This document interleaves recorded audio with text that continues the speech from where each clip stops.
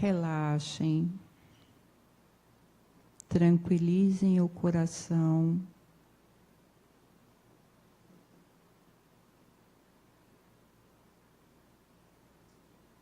tranquilizem os pensamentos, conectem-se com as energias amorosas presentes no nosso salão.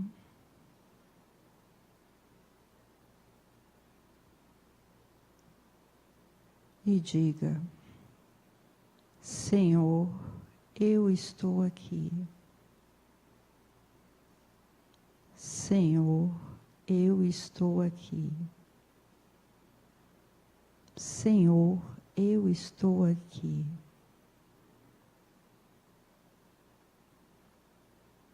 Deixe que a harmonia penetre no seu ser. Tome conta do seu coração, dos seus pensamentos.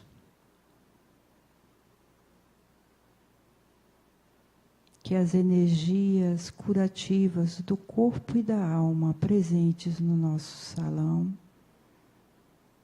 cheguem também aos nossos familiares. Que o amor, a paz do Mestre Jesus nos acompanhe hoje e sempre. Que assim seja. Boa tarde, meus amigos. Vamos agradecer mais uma vez essa oportunidade de estarmos aqui reunidos para as reflexões dessa sexta-feira com a nossa querida palestrante Geisa Cruzoé, que hoje vai nos trazer o tema Mediunidade de Cura. Eu deixo vocês com Geisa.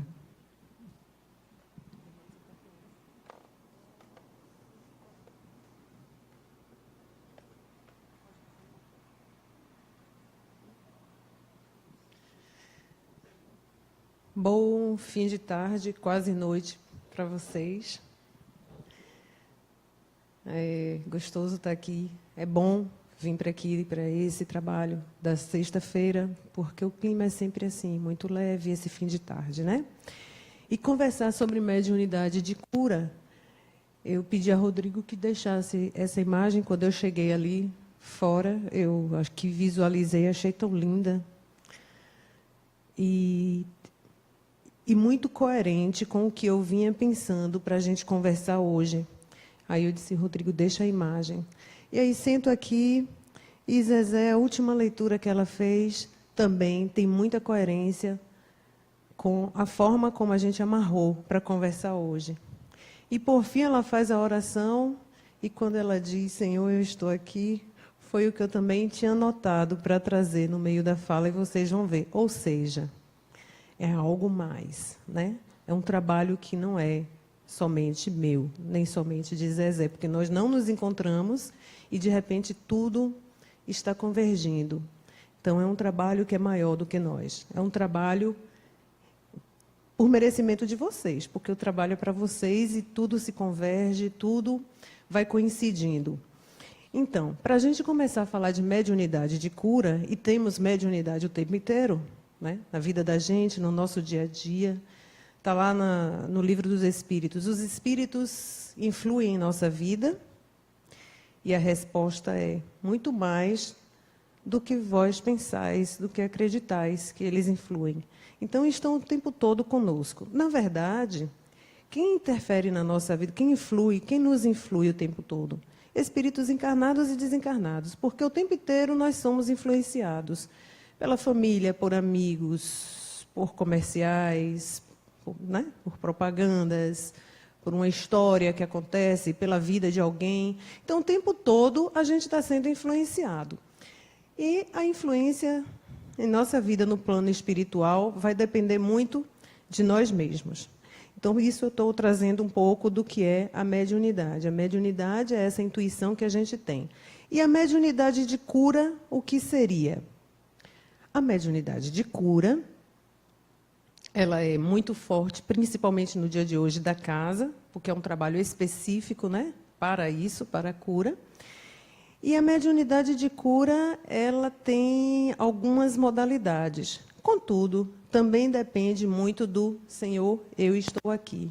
Da forma como nós nos colocamos, mais receptivos ou mais refratários.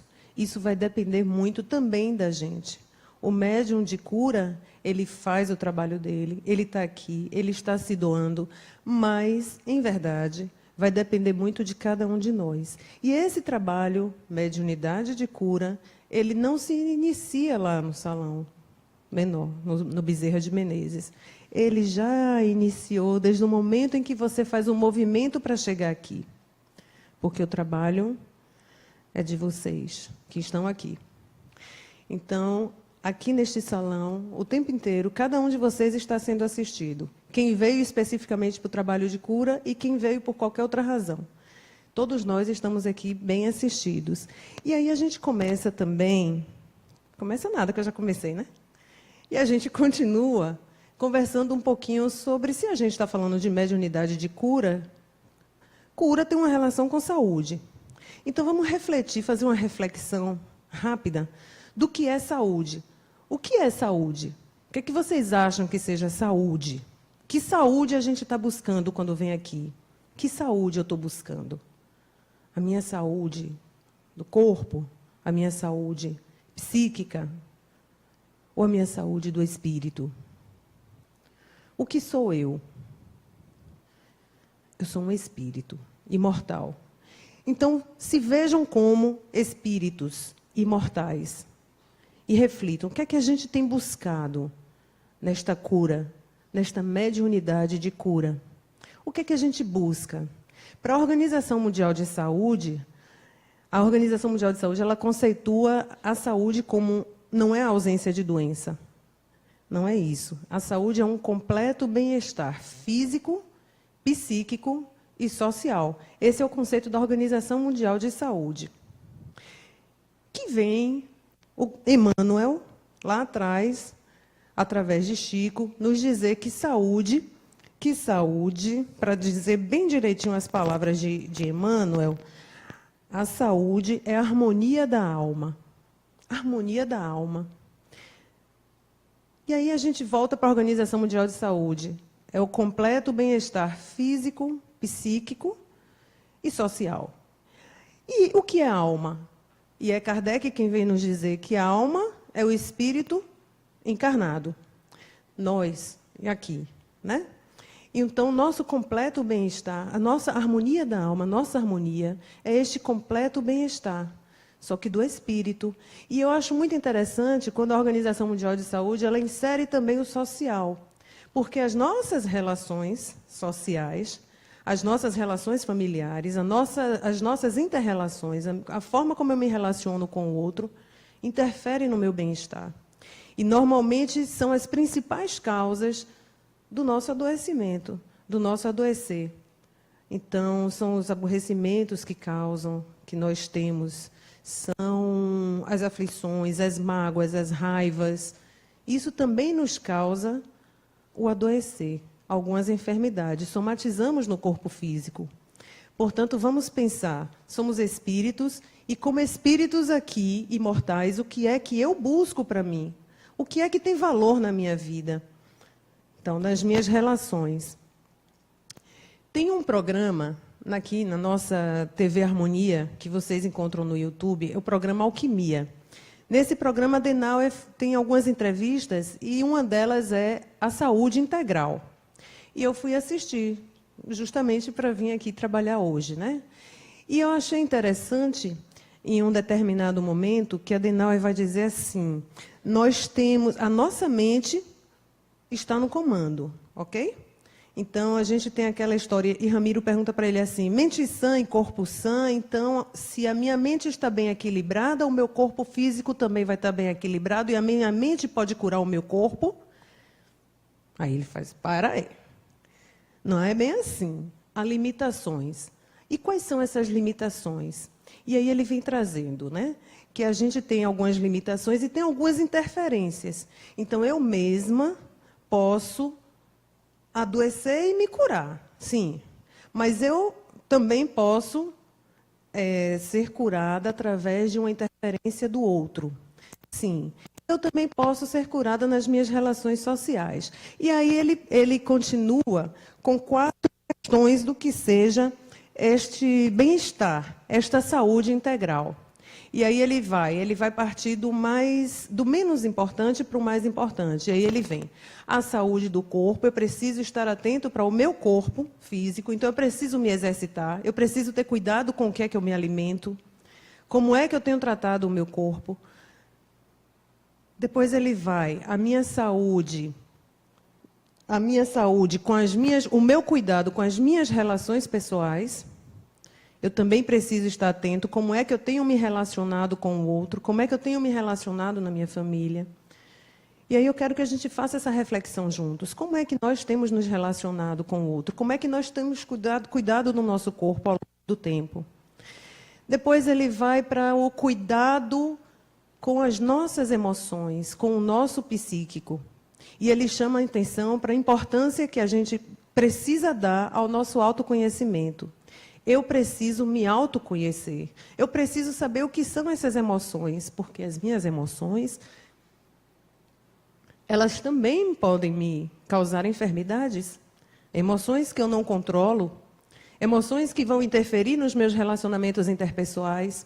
Que emoções são essas? Por que é que elas estão chegando? Por que é que elas me abalam? Por que é que elas me entristecem? Por que é que eu sinto medo? Por que é que eu tenho pânico?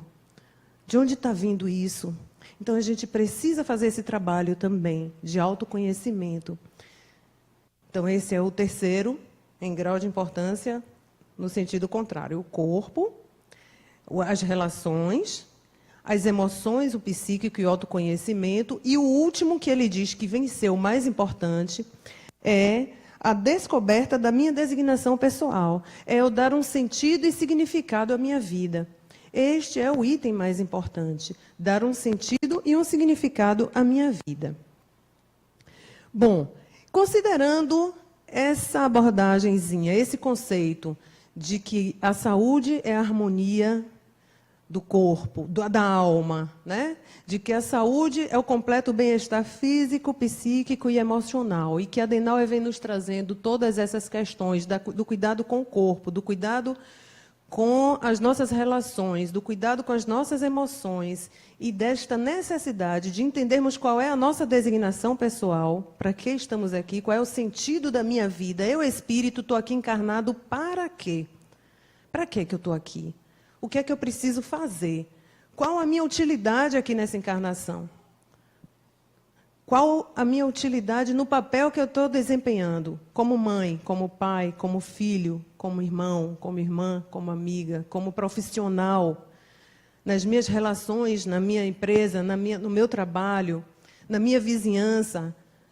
Temos vários papéis. E a gente precisa ser útil, mas ser útil como espírito. Útil a mim mesma e útil ao outro.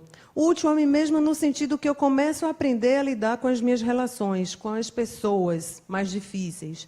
E útil para o outro no sentido de tornar melhor a vida do outro de alguma forma. De poder ser útil para o outro de alguma forma. E aí, nessas relações, eu trouxe uma história de Chico Xavier para contar aqui para vocês. Chico foi consultado ele sempre era consultado, né? O tempo inteiro. Numa dessas vezes, chega uma senhora e diz assim: Chico, eu não aguento mais o meu marido. Eu vou me separar. Não está insuportável. E aí Chico diz assim: minha filha, o mestre nos ensinou o perdão, devemos perdoar 70 vezes 7. Tantas vezes forem necessários. Quantas vezes? 70 vezes 7. E ela lá danada: já perdoei, foi mais de 500, não tem mais condições, aquilo é um traste, não presta, não tenho como aguentar, não tem como, já passei desses 70 vezes 7. Aí Chico disse assim para ela: 70 vezes 7 em cada uma das ofensas que ele te fizer. Então, é assim, é infinito, né? Não tem limite, porque cada uma das ofensas ela deve perdoar 70 vezes, 7 vezes. Não é um processo muito fácil.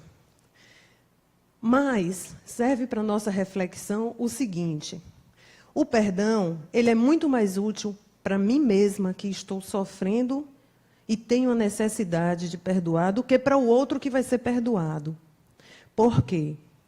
Vem dizer a neurociências que a gente tem uma liberação de... A gente sintetiza neuropeptídeos, que é uma substância que, conforme o nosso sentimento de raiva, de mágoa ou de felicidade, ele vai alimentar determinadas células do nosso corpo.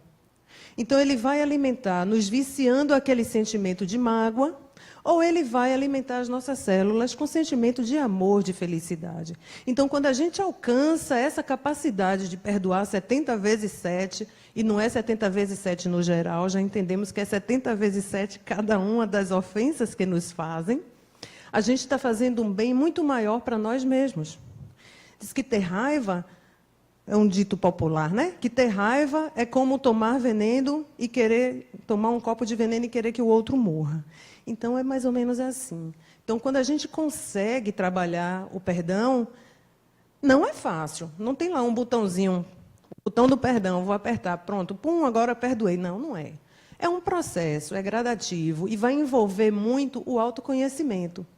Na medida em que nós nos conhecemos mais e nós compreendemos o que é nosso e por que é que aquilo nos atingiu, fica mais fácil da gente compreender o outro e dizer, bom, o que ele está fazendo é ele quem está fazendo, não sou eu, então é um problema dele. Ah, mas me atingiu. Bom, se me atingiu, de alguma forma eu permiti. Né? Então, é uma análise que é de cada um. Recentemente, eu estive num evento de neurociências e eram 2 pessoas apresentando um trabalho, elas estavam um pouquinho nervosas. E aí elas disseram assim, eu achei aquilo muito interessante, que eu não tinha visto ainda sob essa ótica. Elas disseram assim, o que a física quântica vem corroborar também. Né? Elas disseram assim, a neurociência já diz, aquilo que a gente pensa faz com que aconteça. Então, eu cheguei aqui no palco, eu preciso dizer, isso elas dizendo, né? Eu preciso dizer para mim mesma e acreditar e manter firme o meu pensamento de que tudo vai dar certo. Porque eu estudei, eu me preparei, eram 2 alunas, 2 meninas bem novinhas. Eu me preparei, eu estudei. Porque quando a gente tem um pensamento positivo, e isso sim, eu fui buscar, é isso, a neurociências vem nos dizer isso. Quando a gente tem um pensamento positivo, os nossos neurônios, eles são recobertos por uma bainha de mielina, que é uma bainha de gordura. Para que essa bainha de gordura, essa capinha de gordura? É para os impulsos irem mais rápido. Então, toda vez que ela vem com um pensamento positivo, os nossos neurônios, eles aumentam essa bainha de mielina, aumentam essa gordurinha. E os sinais, as informações, elas passam mais rápido. Então, é por isso que muita gente diz lá na autoajuda, de uma forma superficial, pense positivo, a palavra tem força. Tem mesmo. E a neurociência vem dizer que tem. E a física quântica também vem dizer que tem. Então, nós somos responsáveis pelo que acontece com a gente, com os nossos pensamentos, com a forma com que lidamos com as coisas que nos acontecem. Né? Então, é preciso pensar muito assim, ok, aconteceu. O que é que eu vou fazer com isso que aconteceu comigo? Então, ter essa serenidade para buscar esta compreensão do que é que acontece comigo. E aí, voltando para a questão da mediunidade, tem assim, o que é a mediunidade? A mediunidade é a interferência de alguém desencarnado, né? Mas a gente tem também a interferência de alguém encarnado. Por exemplo, vou trazer para vocês aqui um exemplo real. A história de uma mãe, hoje já é vó, mas é uma história muito interessante. Não é espírita, mas ela tinha um filho que tinha constantes convulsões por causa de febres altíssimas por crise de garganta. E ela vivia preocupada, vivia às voltas de médico em médico com essa criança, e o tempo todo a febre era tão alta, não tinha medicamento que conseguisse ceder essa febre, e o menino sempre vinha a ter convulsões. E ela desejava muito a cura desse filho, né? Aquele desejo forte de mãe. Isso é o recado para os cuidadores que estão aqui e que estão nos assistindo também. Então, essa vontade dela foi tão forte que acionou um evento mediúnico. Aparece para ela em sonho uma pessoa muito conhecida e muito amada, e que diz a ela assim: olha, procure uma seiva de uma árvore chamada copaíba. Ela nunca tinha ouvido falar, não sabia nem o que era, que é o que vai curar o teu filho. E aí ela acorda de manhã e pergunta às pessoas: vocês já ouviram falar em copaíba? Ninguém em volta, no convívio dela, conhecia. E ela relata isso com muita emoção, né? Porque é uma história bem interessante. Uma pessoa que não era espírita, então para ela foi tudo muito estranho, muito estranho. Coisa de Nossa Senhora, talvez, né? E aí ela vai em busca, ela insiste. Eu tenho que saber o que negócio é esse. Naquele tempo não tinha nosso amigo Google para dizer para ela rapidinho, em um clique, o que era copaíba. E ela saiu buscando, de um em um. Alguém conhece o que é copaíba? Até que ela encontrou. E, de fato, tinha uma árvore nativa lá no extremo sul da nossa Mata Atlântica, e ela consegue este óleo de copaíba. E fato é que acabaram-se as crises de garganta, acabaram-se as convulsões. O menino, que naquela época era menino, hoje já é um homem, já é um pai de família. Um evento de cura, com uma interferência, com uma ajuda, né? Uma ajuda, dando um direcionamento. E o que é que está envolvido nessa história que eu conto? O que é que vocês acham que está envolvido? Não me deixem aqui sozinha, não. A fé, a mediunidade, alguém falou fé, né? A vontade muito forte. E ela acreditou que ia curar. Jesus, em muitas histórias, muitas passagens na Bíblia, ele traz isso. A tua fé te curou. Ele não atribui a ele a responsabilidade, ele devolve a responsabilidade para a pessoa curada. A tua fé te curou. Então, é muito importante que a gente tenha essa consciência da nossa responsabilidade nesse processo de enfermar e de curar. A responsabilidade nossa é muito grande, né? E esse poder da fé, já que vocês trouxeram, tem uma outra história de Chico também muito interessante. Uma jovenzinha, sem recursos financeiros, ela procura Chico e diz assim: Chico, este meu problema de pulmão, eu fui ao médico do SUS naquela época, não era SUS, né? Do outro sistema de saúde, INPS, sei lá o que é que tinha naquela época. Eu fui ao médico e ele me passou essa receita. Eu não tenho dinheiro para comprar um remédio. Aí Chico olhou para ela e fez: minha filha, eu também não tenho. Você vai fazer o seguinte. Olha, isso foi Chico que disse, Chico Xavier, que disse lá atrás. Eu não estou dizendo a ninguém aqui para fazer isso, viu? É Chico lá atrás que falou. Quanto era para tomar 60 comprimidos por 30 dias, um de manhã e um à noite. Aí ele olhou para a receita e fez assim: você vai rasgar essa receita em 60 pedaços iguais. E tome um pedacinho desse papel da receita de manhã, outro de noite, por 30 dias. E a menina ficou curada. Aí eu falei brincando assim: é Chico, não vai fazer isso não com sua receita, não vai rasgar e tomar para não gastar dinheiro não, que não é bem assim. Não é bem assim mesmo não, mas é para a gente refletir o nosso poder, o poder que a gente tem, o poder de cura. Esse fato é real, é comprovado, é inclusive documentado, está nos livros das histórias de Chico.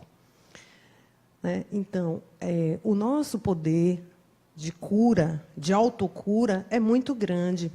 Jesus, quando esteve aqui, que curou o menino quando ele desce do Monte Tabor, que os discípulos perguntam para ele: por que a gente não conseguiu curar? O que é que ele responde? Por que a gente não conseguiu curar? Os discípulos perguntam para ele. O que é que ele responde? Raça de incrédulos, homem de pouca fé. Raça de incrédulos, homens de pouca fé. O tempo inteiro, na passagem de Jesus por aqui, ele vem nos dizer que a gente tem mais poder do que o que a gente pensa que tem. A gente é mais capaz do que o que a gente acha que é.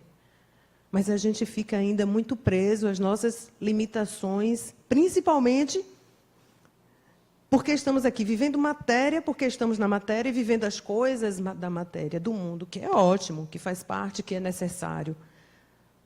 Mas toma mais a nossa preocupação do que as coisas que realmente importam na vida da gente, que são os nossos potenciais da alma. Pôr em ação os potenciais da alma, nossa força interior. nesses nossos processos. E aí, nós, então, já que a gente não vai rasgar a receita para tomar, a gente vem aqui também numa casa espírita.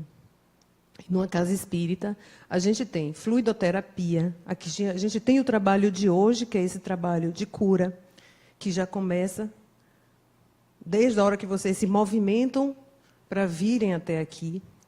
E a casa toda se prepara, espíritos encarnados e desencarnados se preparam desde cedo também para receber vocês, para estar aqui com vocês. Então, é um processo muito conjunto, bem coletivo, bem todo mundo juntinho, trabalhando em benefício de algum progresso que vocês estão vindo aqui buscar, né? Então, a gente tem os passes. Sobre os passes também eu tenho uma história muito interessante acontecida aqui na casa, de uma pessoa que, em certa ocasião, teve um diagnóstico de um câncer no filho.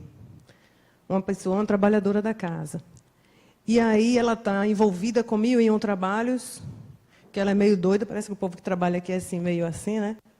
E ela está envolvida com 1000 coisas. De repente, ela olha para aquela sala de passe, ali, era meio da semana, não era nem a sexta-feira da cura. E ela diz assim, eu vou tomar um passe, pensando neste filho. E ela entra na câmara de passe, o dia de passe normal da casa, dia de trabalho normal, não era nem o trabalho de cura. E ela entra, nem era o filho, era ela.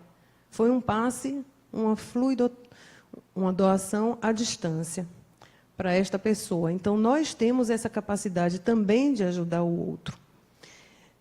E ela entra na câmara de passe, e ela sai, e continua trabalhando aqui na casa, vem aqui, vai ali, vem aqui, vai ali, volta para casa. Quando chega em casa, ela encontra o filho adormecido. Mas não era estranho, porque aquela hora não era hora do filho estar adormecido. E ela acorda assustada, né? O menino estava doente, logo se assusta, e ela diz, menino, o que foi que aconteceu? O Joãozinho e tal.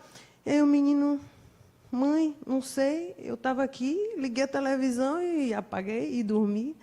Então, houve um atendimento imediato, conjunto ali, naquele jovem, né, a pedido muito de uma mãe, com muito amor, com muito desejo, com muito coração, com muita vontade. E aí vale muito a nossa intenção. O que é que nós fazemos para que esse movimento aconteça? Na vida da gente, na vida do outro. Então, é um movimento, a cura é um resultado de um movimento muito pessoal. Eu posso pedir pelo outro, o outro precisa ter um merecimento, mas o outro também precisa fazer a parte dele. E aí cabe muito a reflexão assim, eu quero me curar para quê? Para quê? Para quê que eu quero a cura do meu corpo físico? O que é que eu quero com isso? Qual a minha responsabilidade depois que eu sair daqui, beleza, curadinha, curadinha? O que é que eu vou fazer? Porque a gente está aqui recebendo ajuda e é preciso ter um objetivo, ter uma meta, ter uma finalidade. É preciso que nós nos sintamos úteis, né, a todo instante. E principalmente quando algo nos acontece que vem para nos dar uma sacudida aqui, para nos chamar uma atenção. O que é mesmo que a gente quer buscando aqui? O que é que a gente quer trabalhando a cura? O que é que a gente quer nesta parceria com a espiritualidade, numa mediunidade de cura? O que estamos querendo de verdade? A cura para quê? Com que finalidade?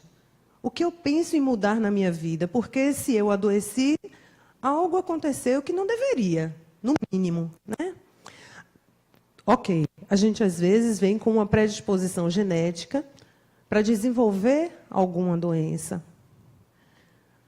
Mas a gente pode desenvolver ou não. Vai depender de uma série de fatores, do nosso comportamento, da nossa forma, dos nossos hábitos, da nossa conduta, das nossas relações, né, do nosso controle emocional, do nosso autoconhecimento. Vai depender de uma série de coisas. A que nos colocamos, o tipo de alimento que costumamos fazer uso, o que é que comemos, né? A que ficamos expostos, a que estamos expostos, como é essa conduta de vida. Então, e se algo nos acontece, cabe, no mínimo, uma reflexão. Eu posso mudar? O que é que eu posso mudar? Para que serviu? E, às vezes, também acontece de perdermos algo para dar mais potência em outro campo da nossa vida, né? Às vezes, a gente perde um determinado sentido do corpo, perdemos a visão e melhoramos a audição, por exemplo. Então, assim é em tudo na nossa vida. Muitas vezes, algo que nos acontece de ruim aqui, que a gente pensa que é ruim, é porque precisamos desenvolver algo muito melhor em outro campo da nossa vida. Então, a gente fazer essa reflexão do que, para quê, né? Estarmos receptivos. A fé que vocês já falaram. E trabalhar sempre na nossa mudança. Depois que a gente entende para quê, a gente vai trabalhar na nossa mudança no campo vibratório. A gente muda as nossas ações, a gente muda os nossos pensamentos. Então, se eu antes era uma pessoa que tinha uma tendência a ter muita raiva fácil, pavio curto, estourava fácil, hoje eu já vou refletir, como é que eu posso mudar isso em mim? Não estou dizendo para a gente reprimir, é para a gente trabalhar. Porque o que a gente reprime ganha uma energia e quando volta, volta ainda maior. É para a gente compreender o porquê que a gente tem determinadas atitudes, determinados comportamentos, determinadas respostas na vida. E o objetivo aqui da doutrina é curar o espírito. Então, por isso que a gente vem e trabalha essas questões todas. Eu sou espírito, eu tenho as minhas questões que precisam ser trabalhadas. E inspirada em Jesus também, vou contar para vocês aqui uma história. Vamos fazer uma reflexão. Se você estiver passando na rua e encontra um pedinte, um mendigo pedindo esmola, só que esse pedinte é cego, o que vocês fazem? Ele está lá, e eu quero dar esmola para ele. Eu quero ajudar. O que é que eu preciso fazer? Eu vou lá, né? Não é isso que a gente faz? A pessoa é cega. Pois eu vou contar a vocês a história de Bartimeu. Vocês conhecem a história de Bartimeu, da Bíblia? Do Novo Testamento? O cego que Jesus cura. Bartimeu é cego e é mendigo. Usava uma capa, porque aquela capa era um sinal da mendicância. Então, ele usava aquela capa para dizer que ele era mendigo, e também a capa protegia do frio, da chuva, e era o sinal de que aquela pessoa ali era mendigo. E Bartimeu era cego. E Bartimeu, quando ele entende e ouve as pessoas comentarem, Jesus está passando, ele começa a gritar. Ele sente a multidão passando e ele começa a gritar, Jesus, filho de Davi, tem misericórdia de mim. Jesus, filho de Davi, tem misericórdia de mim. E grita cada vez mais alto. E a multidão começa a dizer, cala a boca, rapaz, você está incomodando. E ele, quanto mais a multidão manda ele calar a boca, mais ele grita, mais alto. Até que Jesus ouve e diz, venha até mim. E eu queria que a gente refletisse isso, do que a gente tem falado aqui, né? Que eu preciso fazer um movimento. Eu sou responsável pelo aquilo que eu quero que me aconteça. E quando Jesus não vai lá, em nenhum dos evangelhos, nem Marcos, nem Mateus, nem Lucas, todos três narram essa história de Bartimeu. Jesus não vai até Bartimeu. Ele não se compadece, não. Não tem aquela pena, não. Jesus entende que nós somos capazes, que Bartimeu era capaz. E ele diz, venha até aqui. E Bartimeu levantou e foi até Jesus. Levantou só não, ele levantou, largou a capa, jogou a capa fora, aquele sinal da mendicância, que também é muito simbólico, esse deixar a capa, é bastante simbólico, e vai até Jesus. E aí, nessa conversa, quando ele chega até Jesus, Jesus sabe o que é que ele quer. Ele é cego. Jesus está passando por tudo quanto é canto, curando as pessoas. Cura paralítico, cura mulher de fluxo, trabalhou a cura, Lázaro, trouxe Lázaro de volta, a filha de Jairo, o servo do centurião, várias curas Jesus vem fazendo. É claro que ele queria ser curado da cegueira dele, né? Mas Jesus pergunta a ele assim, o que é que você quer de mim? Olha que coisa também interessante para a nossa reflexão de hoje. Do que a gente vem construindo aqui. Que a gente precisa fazer uma reflexão. Para que é que eu quero esta cura? Eu quero a cura para quê? E aí Jesus pergunta para Bartimeu, o que é que você quer de mim, Bartimeu? O que você quer de mim? Daquilo que eu sei que eu tenho para te oferecer e daquilo que eu sei que você quer. O que mesmo que você quer de mim? Diga. Fez Bartimeu refletir, né? Então, são coisas interessantes, assim, essas nuances que a gente vê no Evangelho. Primeiro que Jesus não se compadece, vai lá, coitadinho, é cego, eu vou lá. Não, levante, vem até aqui. E Bartimeu levanta. E quando Bartimeu larga a capa, também é muito simbólico e bem analisado o simbolismo desta capa. Uma capa. E, às vezes, estamos nós escondidos, nos sentindo protegidos debaixo de umas capas. As capas que nos protegem de alguns medos, de algumas vaidades, de alguns remorsos, de alguns sentimentos de culpa. Que capa é que a gente tem colocado e que a gente ainda não quer largar no nosso processo de cura? Nesta trajetória de vir até aqui, esta casa, que capa eu estou usando? Que capa eu carrego? E, às vezes, a capa é pesada. Às vezes, estamos em momentos da nossa vida que carregamos uma capa que pesa insuportavelmente, mas a gente não larga. Que capa eu estou carregando? Vamos fazer essa reflexão nesse nosso processo de cura, né? E essa cura de Bartimeu é uma passagem da Bíblia, do Evangelho, das histórias de Jesus, que eu gosto muito, dentre tantas que a gente gosta muito, né? Por causa de todos esses ensinamentos. Jesus na multidão. Jesus não se compadece de Bartimeu. Jesus faz, Jesus quer que ele levante. E nós, cadê a nossa força para também levantar e fazer esse movimento? Porque a ajuda está aqui.